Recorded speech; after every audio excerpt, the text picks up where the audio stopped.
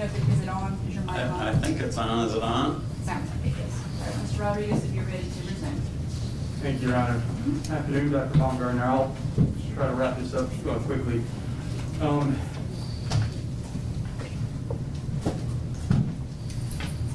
You're aware that following a felony conviction, a person can be sentenced to probation.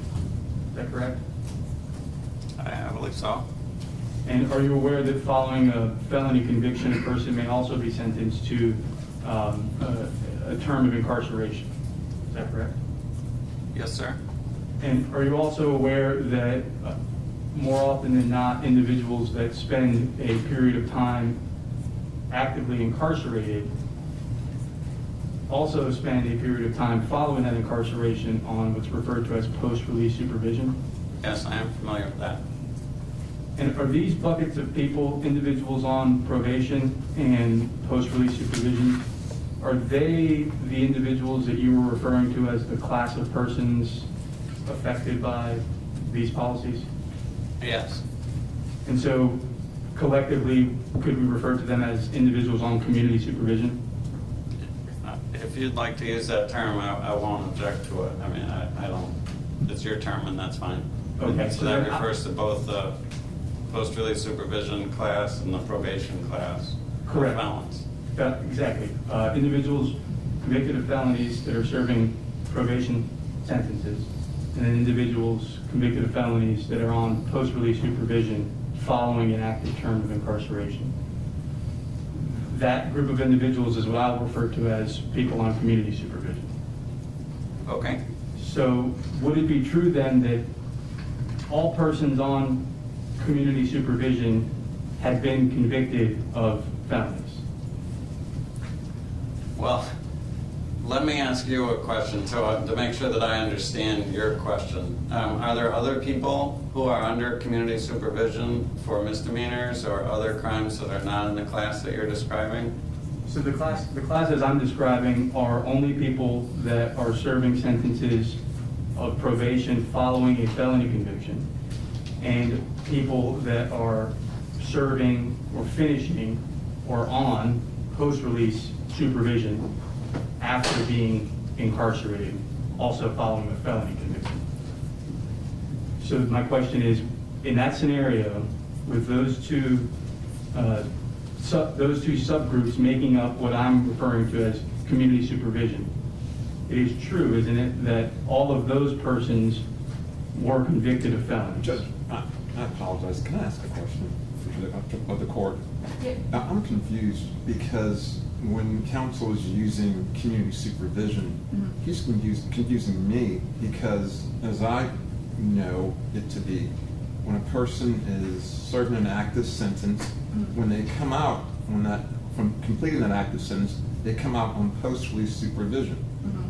If I sentence a person and give them a suspended sentence and place them on probation, then they're on probation. My concern is that where I'm confused is when counsel says community, he's saying community supervision. I don't know what he means, respectfully. Okay.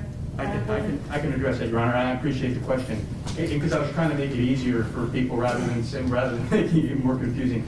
So when I say community supervision, what I'm talking about is those two groups of individuals that you refer to collectively. So people that are serving probation sentences following the conviction of a felony, and people that are on post-release supervision. I can refer to them separately and then together if that's easier for Your Honors.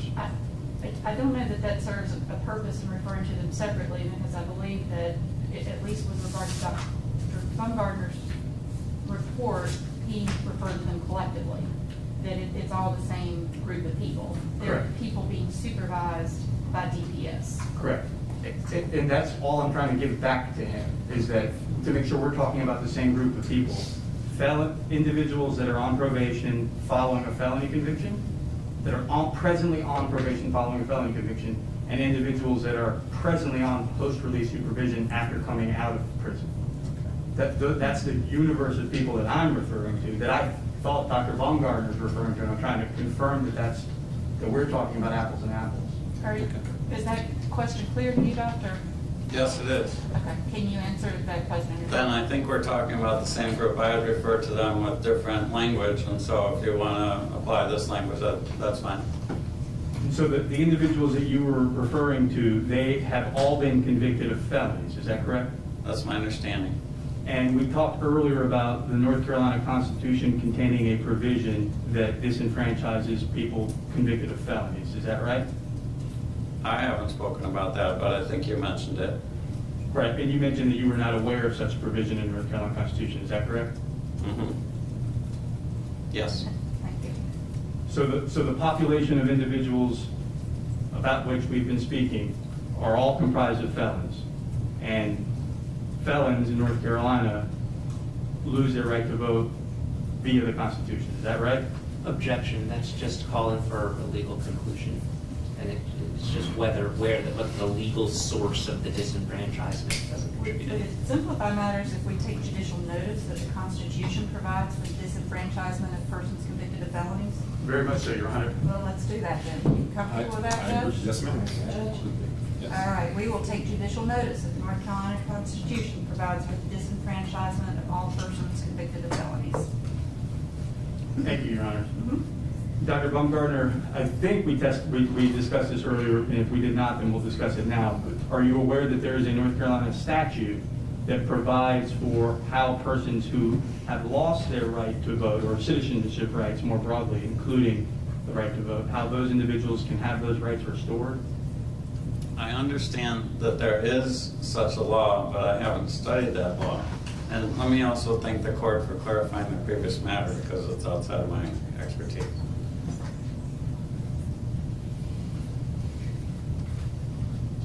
And so, since you have not studied or haven't read the statute that provides for the restoration of citizenship rights, I would assume that you do not know that nowhere in that statute does it refer to the type of sentence somebody receives. Is that right?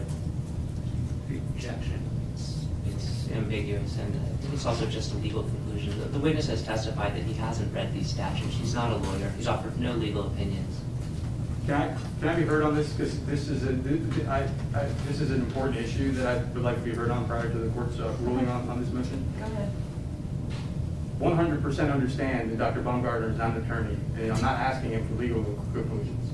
But a significant portion of Dr. Baumgartner's report refers to his opinion that the disenfranchisement laws, but more specifically that the law that's being challenged in this litigation, operates a disparate impact. His understanding or lack of understanding of what's in that statute has to be relevant to a full, comprehensive appreciation of Dr. Baumgartner's report. I'm not asking for him to opine about legal conclusions, not asking him to make inferences, just simply asking him whether he is aware of certain things that may or may not be in the very statute which his opinion is being used to challenge.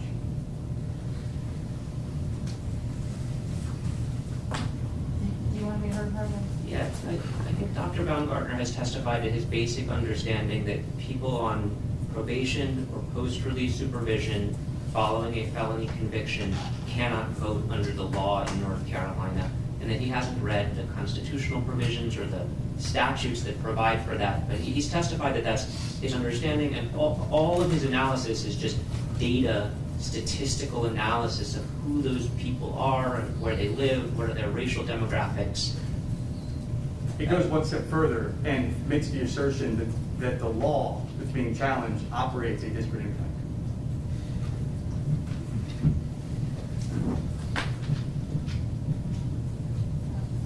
Objections overruled, and Dr. Baumgartner may answer if he can.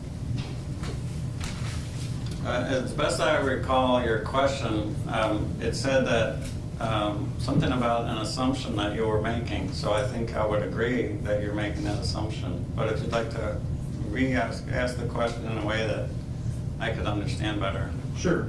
My question was, you testified earlier that you had not read 13-1, the restoration of citizenship statute. Is that right? That's right. And so then my question was that I'm assuming that because you haven't read it, that you are not aware that that statute does not address matters related to what kind of a sentence a person gets. So the question is whether or not I agree that you assume that not having read it, I can't say something? That's such a confusing question. I don't know how, I don't see it as a question. I see it as a statement of your assumption of my lack of knowledge of something I didn't read. If the witness has answered that he has not read the statute, then he is not familiar with what is in the statute and what is not in the statute. So I don't think he's in a position to answer that question. Thank you, Your Honor. Dr. Baumgartner, statistically, are the probabilities that a black male will be convicted of a felony the same as that of a white male, holding all other factors that you're able to control for constant? I'm not able to hold any other factors constant because I haven't been provided with the data that will allow me to analyze that question. And so, based on your experience and background, education, training, et cetera, you don't have a general sense of whether, statistically speaking, the probabilities of an individual, on average, being convicted of a felony are the same for black males as opposed to white males? I'll object. I think these are the same questions that were asked before. Dr. Baumgartner's already provided his answer to this. I believe there was an objection sustained to one of these questions earlier as well.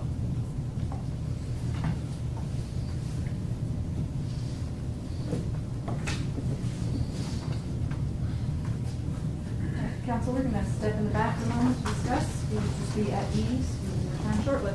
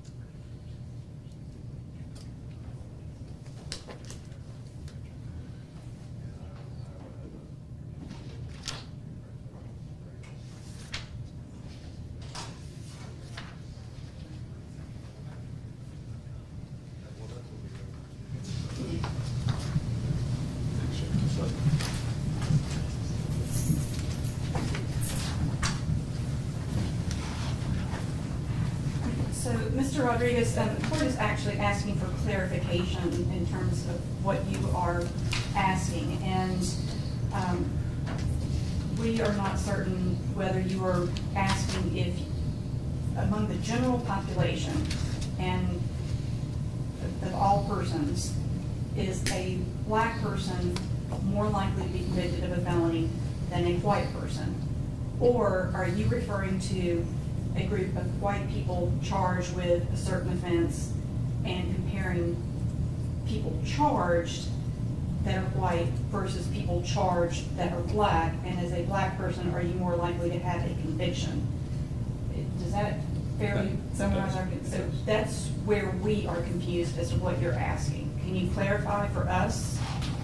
I can, Your Honors. Actually, those two questions are what I was going to try to do in tandem. So the first question, I think, is a different question, and the second question, than the second question, right? Because once you're charged, arrested and charged, you're closer to the conviction than you would be prior to an arrest. So, you know, the statistics might be different, the probabilities might be different. So I was simply trying to examine Dr. Baumgartner's impression based on his experience as to whether there might be a statistical difference in, one, the likelihood that a person may encounter the criminal justice system, which Dr. Baumgartner testified on direct examination that African Americans, based on his research, are more likely to Mr. encounter. Rodriguez, I'm sorry. you get it? Dr. Baumgartner testified on direct examination that African Americans are more likely to encounter law enforcement. And so that's the sort of the genesis of my question, was to explore that testimony further, to find out how far that likelihood may extend into the likelihood of whether they may be convicted of felonies more often than a similarly situated white person, which would be the second question. If you've got two individuals charged with a similar drug offense, what are the likelihood that if one of them is black, that they get convicted of the felony as opposed to the other one being white?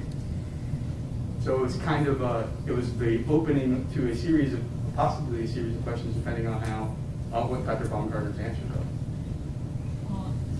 And the other thing we are looking potentially for clarification on is whether or not, when you say based on your experience, and Dr. Baumgartner is experienced in political science and statistics, but not in the criminal justice system. So are you asking him to express an opinion based on a statistical analysis, which, if he's testifying as an expert, he's going to have limitations as to whether or not he can offer an opinion when that's not an opinion he was asked by the plaintiffs to develop in preparation for the trial? Sure. And am I fairly stating a potential limitation there? Yes, you are, Your Honor. It's difficult for me to speculate beyond my report on certain matters. Others are common knowledge, but you don't need me to say that as an expert. Okay. I'll just say, I mean, one of the topics that Dr. Baumgartner was qualified in is the intersection of race and the criminal justice system. And so I'm not opposed in theory or in principle, I guess, to questions along this line. My objections are more that the questions need to be specific, I think is what you were getting at, Your Honor, and just understandable in terms of asking a question about a particular statistical conclusion. So then within you've been qualified and accepted by the court as an expert on the issue of the intersection of race in the criminal justice system. Does it state that? It's my notes.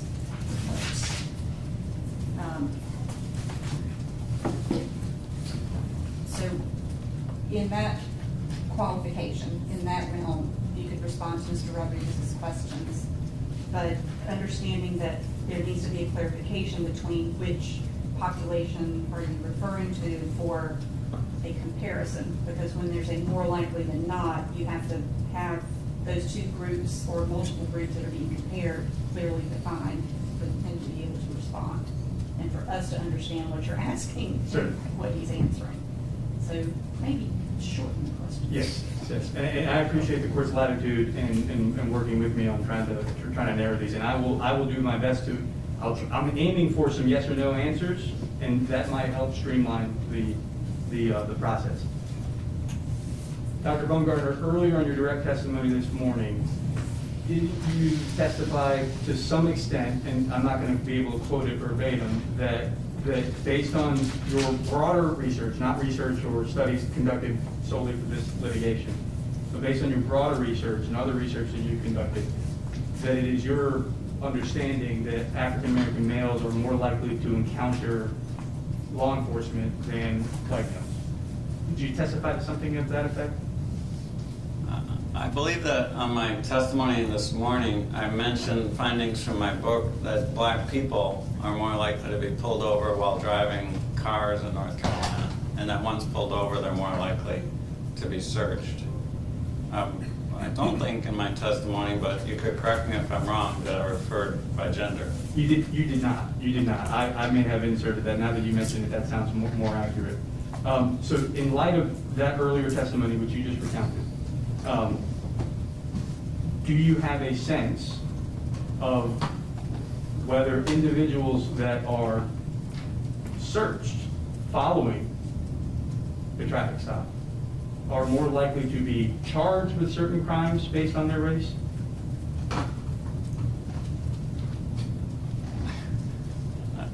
The evidence would relate to whether the police officer who conducts the search finds contraband or evidence of some illegal criminal behavior, and that's lacking for me. So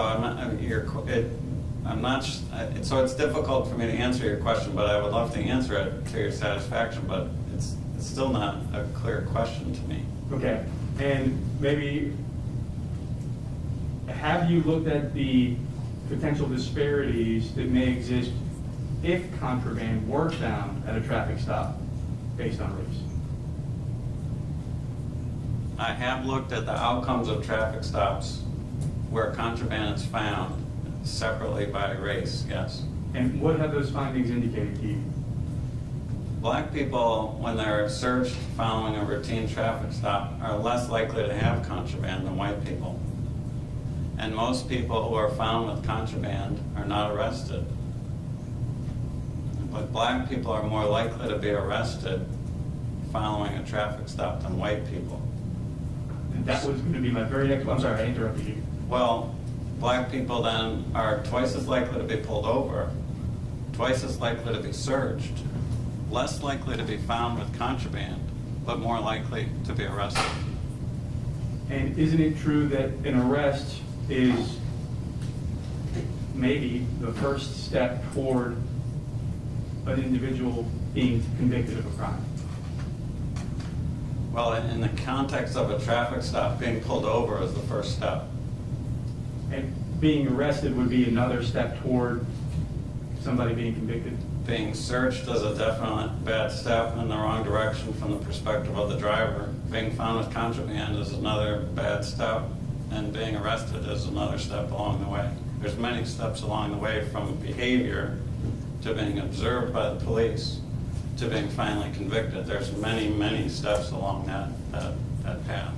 That after an arrest would come, and I'm outside my wheelhouse, so I'm hoping to rely on you for guidance on this, would come perhaps some charging decision by whatever the prosecutorial authority might happen to be. Is that your understanding?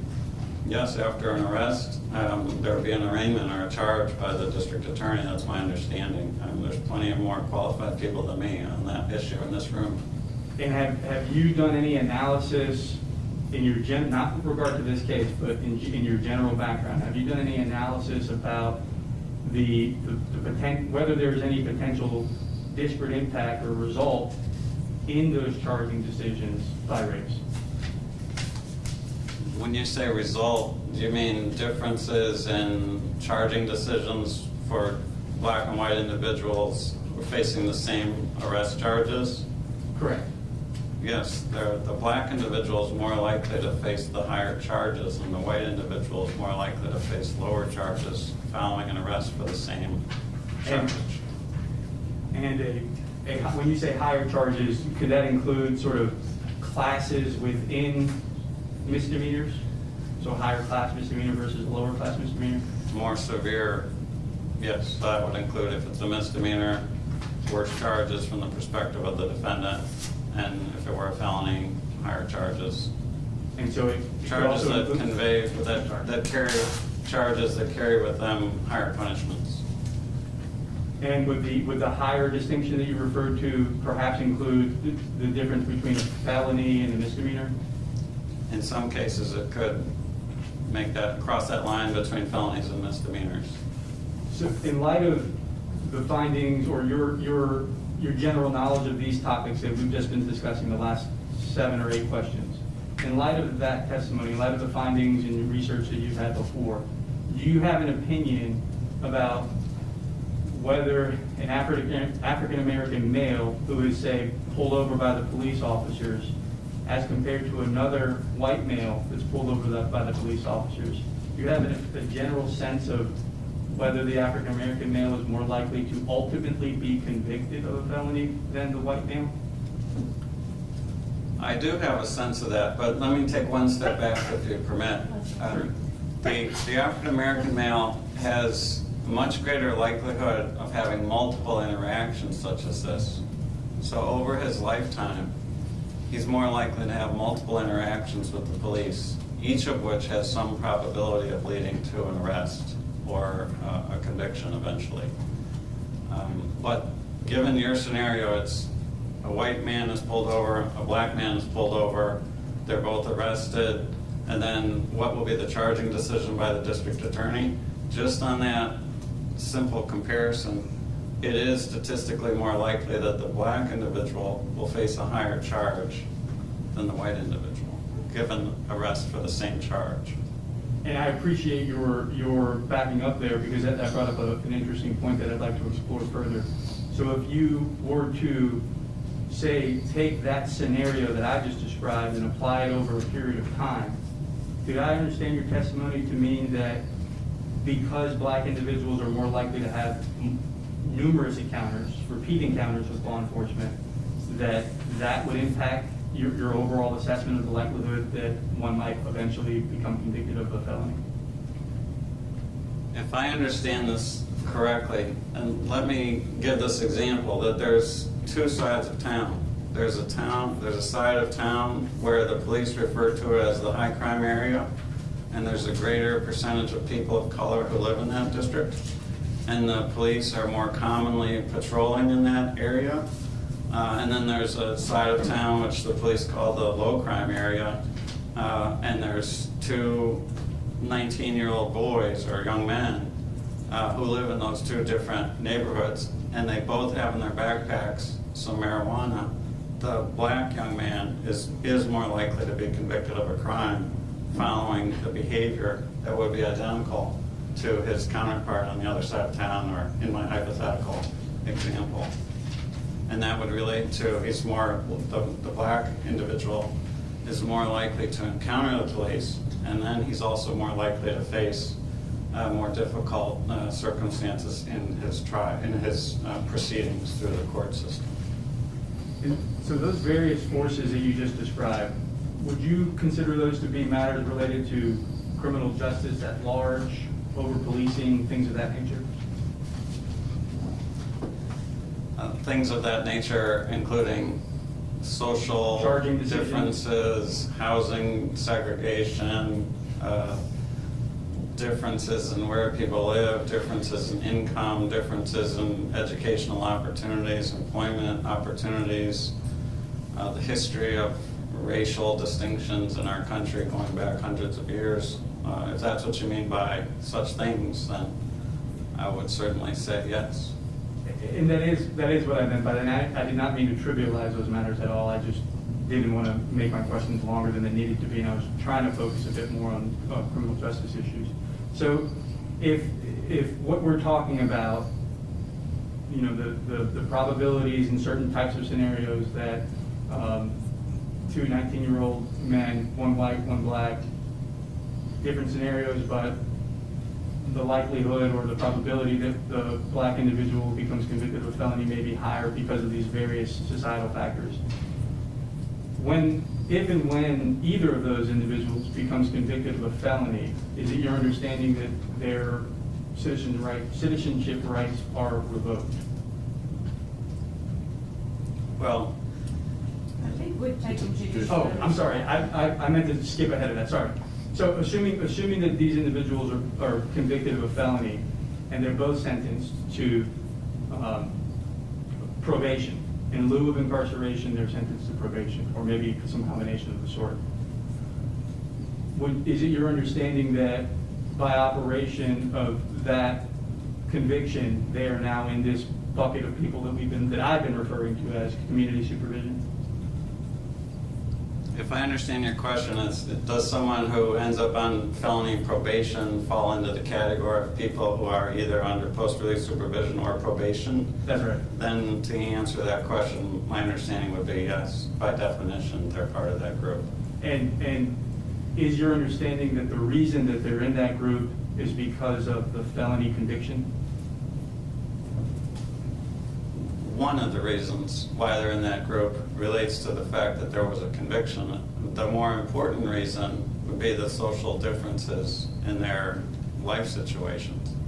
And so this is an example, I think, of what I was describing as a facially neutral policy that generates an outcome that is not racially neutral, even though it appears in the law as facially neutral. Similar to my example about people who might experience pregnancy can't be employed at a certain private business, facially being unrelated to gender, but in fact being very connected to gender, obviously. And so if I understand your testimony, then the felony conviction is but one factor that leads, in your opinion, leads someone to find themselves on community supervision. If we start at the moment where a person commits a crime, and they may or may not be discovered by the police, and they may or may not be then convicted of a certain level of punishment or conviction, it may or may not be a felony, then they may or may not end up in this class. But what the individual determined was their behavior. And what the state of North Carolina determined through its police departments and its policing practices, and then what our society determined by different racial patterns of where people live and how much money they have available to them and so forth and so on. All of those things would be drivers of the ultimate outcome of whether or not two similarly situated people fall into this class or not. So then the statistics that you spent the morning describing that show a disparate impact along racial lines with regard to whether people on community supervision being able to vote. I understand your testimony to be that those statistics then are driven by forces that are not referenced in 13-1. As you recall, Objection. He's already testified that he hasn't read 13-1.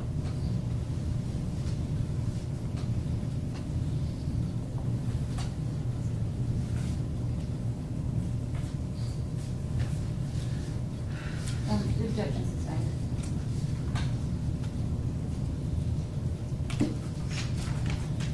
Would you agree that the disproportionality of the disenfranchisement rates among individuals on community supervision is driven by socioeconomic and other societal factors? The difference is that when you say by this factor and other factors, I can't answer anything other than I think so, because it depends on what those other factors might be. So if you could clarify, I could be more specific. The questions you're posing to me, are so broad, it's difficult for me to answer them. So, and I appreciate that, and I'm trying my best to narrow them as much as I can.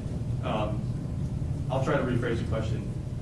You testified earlier that there are a host of issues that may impact, and factors that may impact whether any one person finds themselves being confronted by law enforcement, charged, convicted, sentenced, etc. Is that not a fair characterization? that's fair. That is fair. So my question then is, the statistics that you demonstrate and that you lay out in your report and that you testified about today, which do show a racial disparity among disenfranchisement in the community supervision population. My question is, do those other factors that you testified to, do they not influence the racial disparities that you testified about?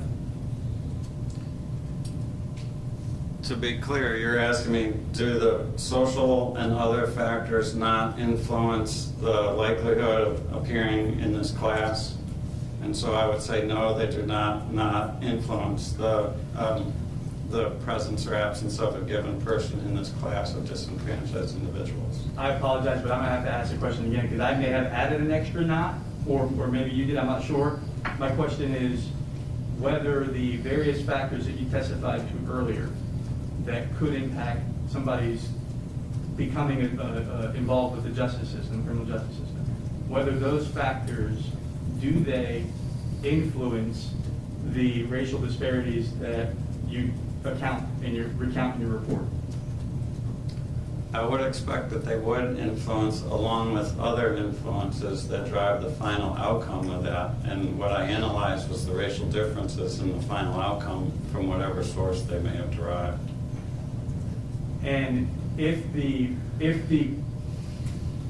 loss of voting rights, as the court is taking judicial notice of, is from the felony conviction, would you agree that the felony conviction is a large driver? Objection. Driver in what? Oh, sorry, a large driver in the disparate impact that you describe in your report. I think your question was phrased as, if it's true as the court says that X and Y and Z is true, then is it true that X, Y, Z is true? To which I would have to say yes by definition, and certainly with respect to the court, I'm not going to disagree with what the court has said. I can rephrase the question. The court took judicial notice of the Constitution having a provision that disenfranchises individuals following the conviction of a felony. I believe that's a fair representation of the judicial notice statement. So my question is, in light of that, would you agree that being convicted of a felony is a significant driver of the disparate impacts that your report describes?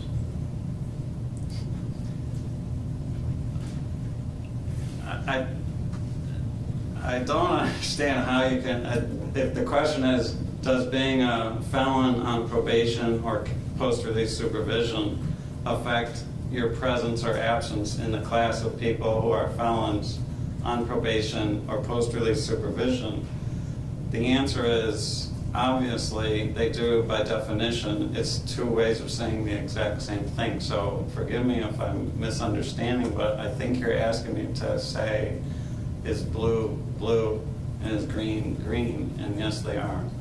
And I appreciate that, and you don't have to apologize for that. The question that was exactly the question I was trying to ask. Okay. And I was trying to ask that because, as I believe you testified earlier, you have not read 13-1, and that is the statute that's being challenged. And so my question was driving at that. And I'm going to just wrap up with a few other questions, so I won't take up too much more of your time.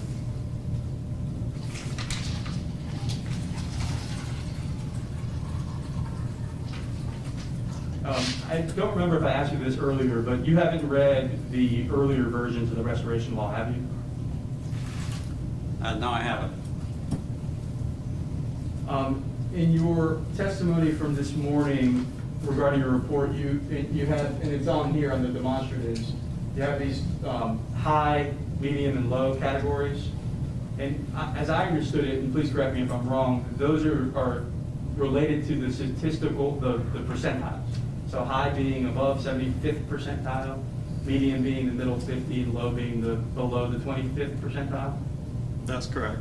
And as I read your report and heard your testimony today, is it true, let me ask it this way, you did not take the data that you analyzed for North Carolina and benchmark that against data from other states, did you?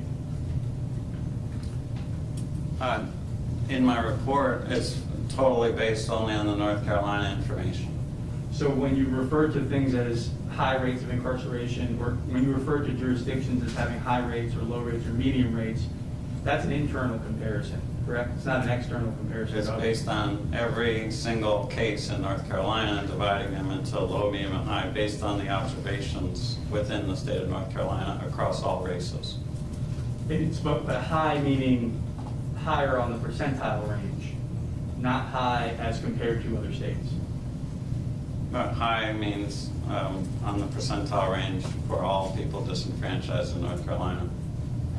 And you also didn't compare the data set you were provided, you didn't benchmark that against, say, old data sets to determine whether Lenore County has a higher rate now than it did 20 years ago, or the reverse.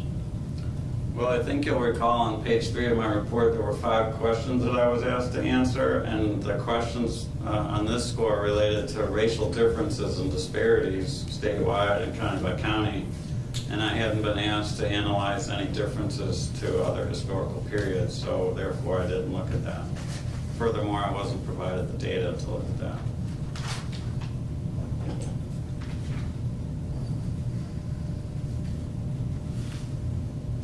So with that being the case, that you weren't asked to benchmark the North Carolina data against data from other states or against older data from North Carolina, then you would not be in a position to offer an opinion about how much of an effect on disenfranchisement rates among community supervision this particular statute has, would you? And by how much of an effect, I mean as compared to something else, because you didn't compare the data to anything else. Objection, I don't understand what comparison is trying to be drawn there. I can rephrase the question. Please. So and I'm not trying to malign anything. I understand that you were not asked to look at other states. And I just, for record purposes, we have to ask questions that we know the answer to. So you didn't compare North Carolina's data to other states. You didn't compare the North Carolina data you were given to older North Carolina data. That's correct, right? Both of those are correct. And so then my question is, because you didn't do either of those two things, you cannot offer an opinion that 13-1 creates more or less of the disparate impact that you recount in your report. Objection. Again, he's already testified he hasn't read 13-1. I also I don't understand what the comparison that's trying to be drawn there. I think maybe I understand what the questions are trying to get at, but it's very difficult to follow. I could try again. So your report contains specific numbers about rates of disenfranchisement across the state, correct? Yes, it does. Those, nowhere in your report, you don't compare those numbers to other states or to numbers from North Carolina in previous years, right? I've testified to that. And so, and I have to ask it just for the record purpose. And so my question is, because you haven't made those comparisons, because you haven't taken these numbers and compared them to other states or older numbers from North Carolina, can you provide us an opinion as to whether the present rates that you describe are higher or lower than they used to be in North Carolina or than in Virginia? That's my question. I assume you mean, you just used Virginia as an example. As an example. As opposed to any other state. Any other states, yes. Sorry. So breaking that down to two questions. One, that Doctor, you cannot offer an opinion that rates of disenfranchisement in North Carolina, you make no comparison to the rates of disenfranchisement in other states in the country. I haven't analyzed that, and I haven't offered any opinion about other states other than North Carolina. That you did not analyze historical data with regard to disenfranchisement rates. You are offering no opinion as to whether the disenfranchisement rates you did examine are greater or less than they have been at any other time in North Carolina history. Yeah, thank you for that clarification, Your Honor. And no, I haven't compared it to historical periods. Okay. Did that picture any? That did, Your Honor, thank you. That is, those are all my questions. Thank you. I apologize for the confusion and appreciate everybody's patience. Mr. Croft?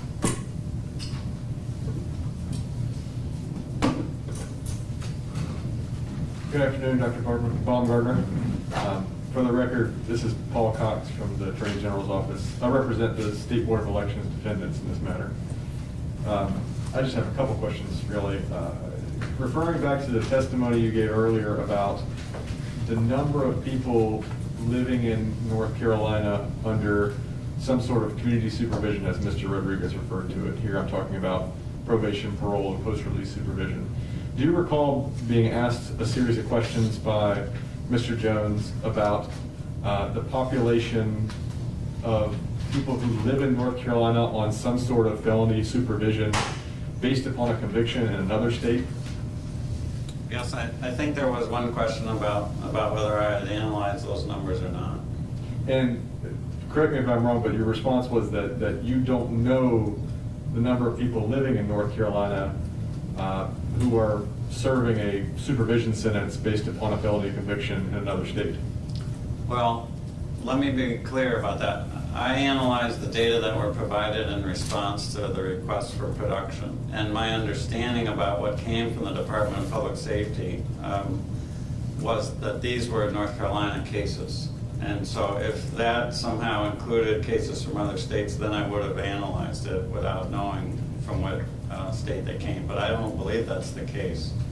Do you personally know whether someone who is convicted for a felony in another state and is serving a supervision term for that felony in the other state would be residing in North Carolina during that supervision period? No, I don't know what would happen if somebody had a conviction, had been released from prison, and was on post-release supervision or parole from some other state, whether they would be able to move to North Carolina, and I don't know.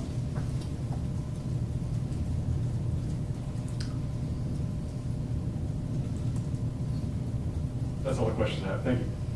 Mr. Jones? One moment.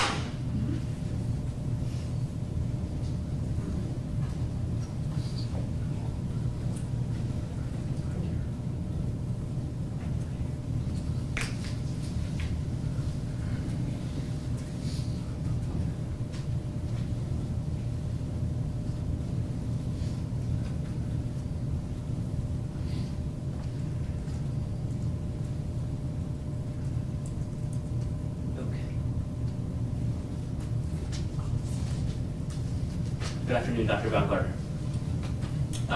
On cross-examination, Mr. Rodriguez asked you whether you had discussed in your written reports the practice of legislatures enacting facially race-neutral laws when those laws will in fact have disparate effects on one race. Do you recall that?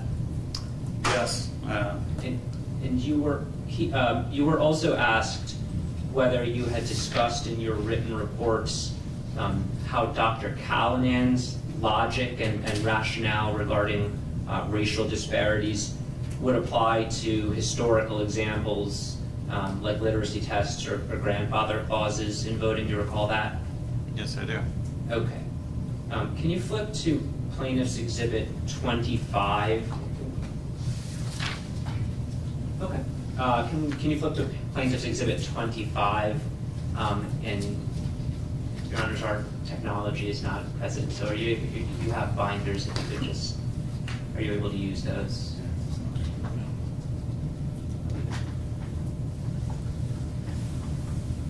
And the issue is not with the technology on your end, it's that our tech person is not in the room. Oh, okay. Oh, there he is.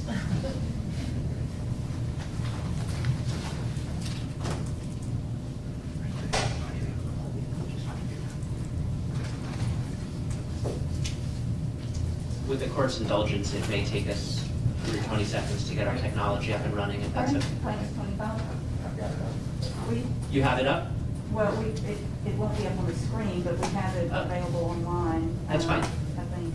That's fine. Yes. You have it? I have. Yeah, I have it, and Judge Dunlap has it. So we're good Wonderful, to go. thank you. We'll proceed. Okay, you're looking at Plaintiff's 25. That's a copy of your reply report in this case, right? That's right. Okay, and if you flip to page 4, Mm-hmm. Yes. the paragraph at the bottom that begins felony disenfranchisement, therefore, is the very definition of a racially disparate impact of a public policy. And you were asked on cross-examination by Mr. Rodriguez questions about that sentence too, right? Yes, I was. Okay, would you read into the record the next two sentences? Actually, just the rest of that paragraph. Certainly. It says, moreover, policymakers often enact facially neutral laws knowing and intending that it will have disparate racial effects. Under the logic that Dr. Callahan provides, a Jim Crow era, quote, grandfather clause, unquote, making voting impossible for those whose grandfathers could not vote, would have no racially disparate impact since the law applies to all. But this is the very definition of a, quote, seemingly, unquote, racially neutral rule that has a racially disparate intent and impact. Does that refresh your recollection that you, in fact, did discuss those topics in your written reports as part of your expert opinion in this case? It brings it right to the front of my mind. You were asked questions on cross-examination by Mr. Rodriguez about whether you'd studied disenfranchisement rates in different historical periods in North Carolina. Do you recall that? Yes. And you testified that you didn't do that work. You didn't attempt to compare the rates of disenfranchisement or any racial disparities in those rates today to any prior period in North Carolina's history, right? That's correct. There weren't any databases provided for that. Okay. You do know that at one point in North Carolina's history, black people couldn't vote at all under the law, right? I am familiar with that. Under that historical system, the rate of black disenfranchisement statewide was 100%, right? That's correct. Okay. That's an even more significant racial disparity in disenfranchisement than the racial disparity that you observed and found under the law today, right? It certainly is. It's, if we were to calculate the ratio, it would be infinity. Does that historical comparison change your opinions or conclusions that disenfranchisement of people on community supervision today has a disparate negative impact on the black voting age population in North Carolina? Well, the questions that were posed to me at the front, that I laid out at the front of my testimony, were those 5 questions. And so the question is whether there's racially disparate impacts today. And I think it's easy to go back in time to find times when racial disparities were even worse and really, frankly, shameful in our country. And it's a significant and important effort to try to move in the direction away from those things. So the fact that things are better now than they were in 1830, I think is something that we should be happy about, but we shouldn't glorify as if they're therefore perfect, because they're better than they were during the time of slavery or Jim Crow.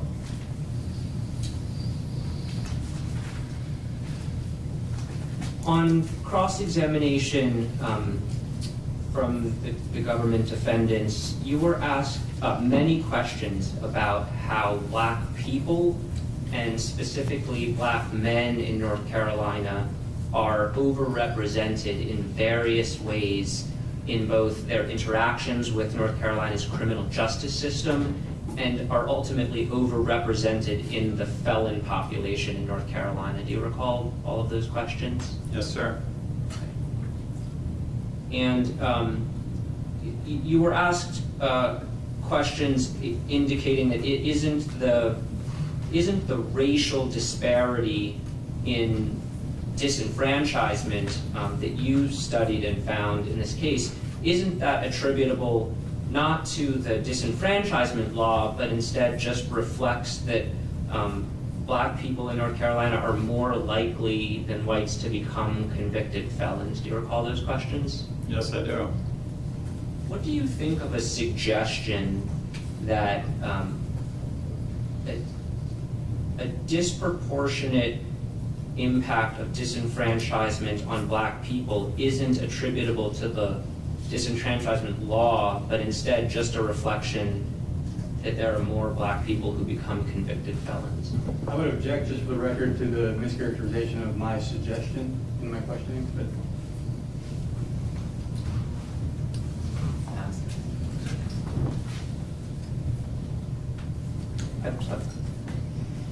Overruled. You can answer, Doctor. Do you need it restated? Could you state the question again? Sure.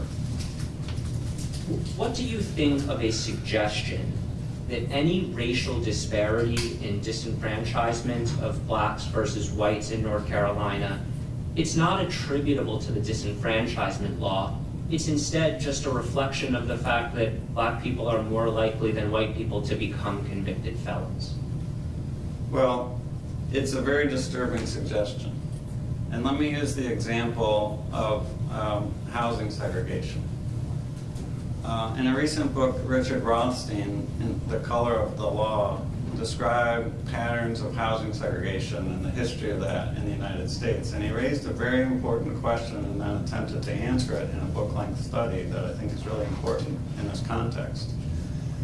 And there is no doubt that there is significant racial segregation of our neighborhoods throughout the country. And that was the object of this book. And the question was, as some members of the United States Supreme Court have ruled in various rulings over the decades, does that derive from our individual tastes and the operation of the private real estate markets? Or is there some role for the government in the creation of those patterns of racial segregation? According to the Supreme Court rulings, if it's merely the operation of the market and the government didn't create these patterns of segregation, the government has no obligation to resolve the problem. It's just the free market operating as it does. And so Mr. Rothstein went through the record, the historical record, and he documented numerous times from, for example, the GI benefits that came to GIs in terms of getting mortgages after World War II, and they were restricted on racial grounds. And the ways in which we allowed mortgages to happen, the redlining that occurred in neighborhoods, tax rates that were set by local communities in different neighborhoods based on race. So there was a significant involvement of government policymakers in the creation of these housing patterns that we can see today are still very racially segregated. And the question is not, was it purely social factors outside of the realm of government and therefore outside of the realm of government remedy, or was government also involved? And in the line of questioning that was just laid out, part of the question was, aren't there some non-governmental social factors that might relate to different rates of blacks and whites being found guilty of felonies, and therefore in this class of people we've been discussing? And the answer is, yes, there are some social factors that relate to that. Educational opportunities, income opportunities, job opportunities, housing opportunities, all kinds of things relate to different patterns of policing in our different neighborhoods across the state. And then those relate to different patterns of interaction with the criminal justice system. But that doesn't mean the government didn't have something to do with it. So it's a government policy that's laid on top of social inequities. So it's another attempt to lay out an idea that there's a racially neutral government policy that's not adding on to the social disparities that we already suffer from as a country. Any further questions? very, very briefly, Dr. Baumgartner, you testified earlier about some intent that may have been behind, or the intent that was behind certain bills like the grandfather clause, or certain laws like the grandfather clause and the poll tax. But you're not offering an opinion in this case, are you, that the restoration law that's being challenged was intentionally crafted and enacted to discriminate? And the question? That's the question. Are you offering an opinion that the restoration law that's being challenged was intentionally drafted and enacted to discriminate against the black population? I'm not. As I've stated before, my testimony is about whether we see a racial difference in the class of people who fall underneath the consequences of that law.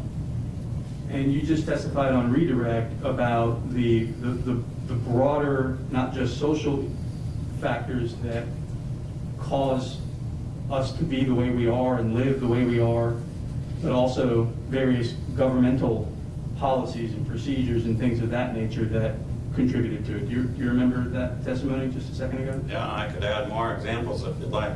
No, I'm sure. But my question is a very narrow question. Are you aware of what government policy or interest is being defended in this litigation? That's an excellent question. I can't even imagine the position of defending a policy that has this degree of 3-to-1 racial disparity in its outcomes. So I'm not familiar with the logic of that defense. So that's a different answer.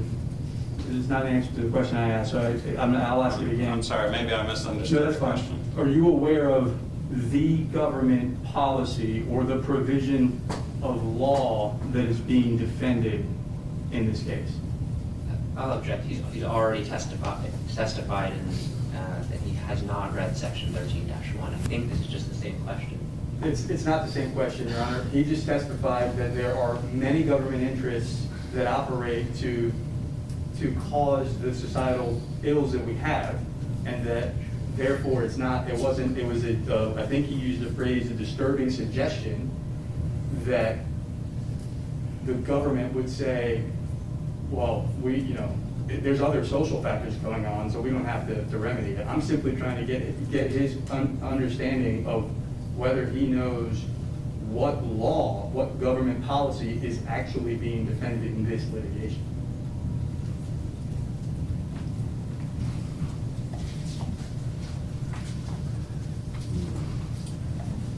We're going to step in the back. Probabilities. Be right back.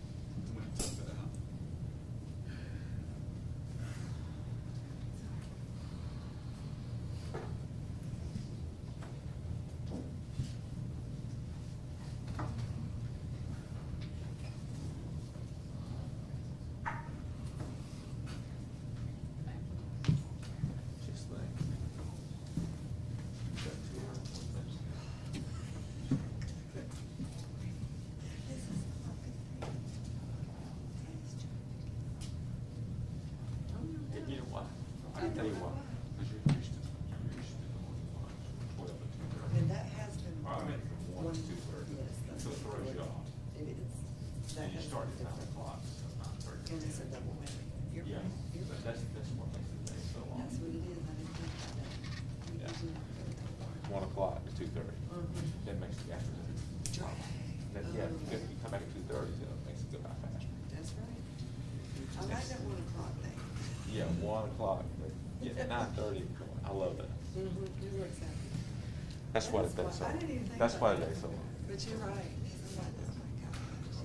And the reason why yesterday was so short was we got out here at 3 o'clock. Yeah. I worked one time as an interpreter, simultaneous interpreter. So you know what I'm going through. That was hard. Mhm. It is. It is. What language? French. Nice.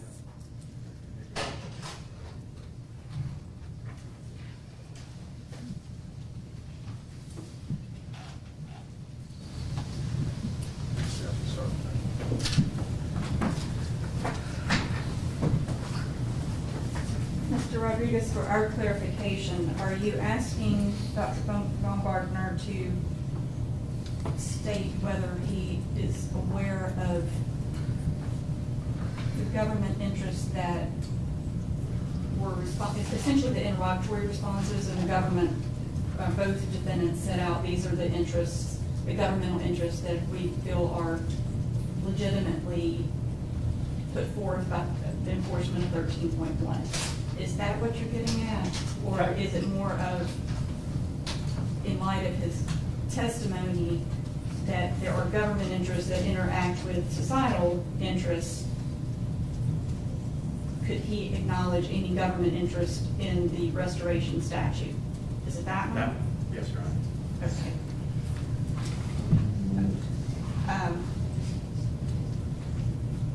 Doctor, if you can't answer that, where we fall on that is that he's not read the statute, and we would Right. sustain an objection because he hasn't read the statute. Right. So, And I have a different way that I can ask these questions. It Okay. doesn't involve having to have read the statute. all right. Dr. Baumgartner, are you aware whether the statute is, well, Statute is what? I'll strike that question. The policing practices throughout the state of North Carolina, those are not matters that are the subject of this litigation, to your understanding, are they? You know, I really just analyzed the data. I'm not really sure what falls into the category of relevant. To me, what's relevant is anything that drives a disparity. But I'm not the lawyer in this room. There's many others. All right, further questions? Mr. Cox, anything further? Mr. Jones? Nothing. Dr. Baumgartner, I think this concludes your testimony. Conclude your time with us. Thank you so much, Your Honor. Thank you to Any opposing objection counsel. to him being released? None from the plaintiffs. Anything from the defense? All right, Doctor, you are free to go. Thank you. Thank you. I have exhibits to move in. Okay. Would you like me to read out the numbers? Thank you, sir. Thank you. We may need to wait till we have a chance to look at those before we can discuss whether we agree to them. If we could, I think Mr. Cox said it would be, that they would like to review the exhibits that the plaintiffs are moving into evidence. If we could go ahead and get the numbers, and then perhaps we could just go ahead and take our recess for the afternoon. You all could take a look at them. We'll come back to the plaintiff's actual motion after recess. So if I could have the numbers of those exhibits, please. Plaintiffs are going to move to admit the following exhibits: 1, 2, 3, 4, 5, 6, 7, 8, 9, 10, 11, 12, 20, 21, 22, 23, 24, 25, and 174.